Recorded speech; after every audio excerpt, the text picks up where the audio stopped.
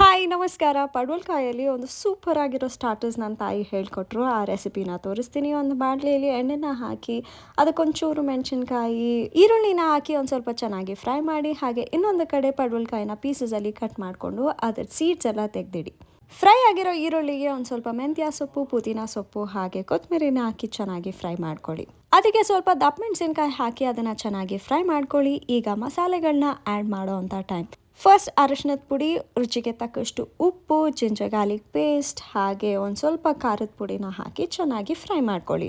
Next ಟೊಮ್ಯಾಟೋನ add ಮಾಡಿ ಚೆನ್ನಾಗಿ fry ಮಾಡ್ಕೊಳ್ಳಿ. ಫ್ರೈ ಆದಮೇಲೆ ಈಗ ಮೇನ್ ಇಂಗ್ರೀಡಿಯೆಂಟ್ ಟೋಫುನ ಆ್ಯಡ್ ಮಾಡೋ ಅಂಥ ಟೈಮ್. ಕಂಪ್ಲೀಟ್ ಆದಮೇಲೆ ಸ್ವಲ್ಪ ಎಗ್ ಬುರ್ಜಿ ಥರ ಕಾಣುತ್ತೆ.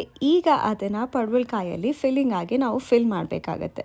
ಫಿಲ್ಲಿಂಗ್ ಹೊರಗಡೆ ಬರದೇ ಇರೋ ಥರ ನೀಟಾಗಿ ಫಿಲ್ ಮಾಡ್ಕೊಳ್ಳಿ. ಫಿಲ್ ಮಾಡಾದಮೇಲೆ ಒಂದು ಪ್ಯಾನಲ್ಲಿ ಒಂದು ಸ್ವಲ್ಪ ಎಣ್ಣೆನ ಹಾಕಿ ಫ್ರೈ ಮಾಡಿ. ಈಗ ಅಮೇಝಿಂಗ್ ರುಚಿಯಾಗಿರೋ ಒಂದು ಸ್ಟಾರ್ಟರ್ ರೆಡಿ ಆಗುತ್ತೆ. ಒಂದು ಸ್ವಲ್ಪ ಚೀಸು ಹಾಕೋಬೋದು, ಇನ್ನೂ ರುಚಿನ ಹೆಚ್ಚು ಮಾಡುತ್ತೆ.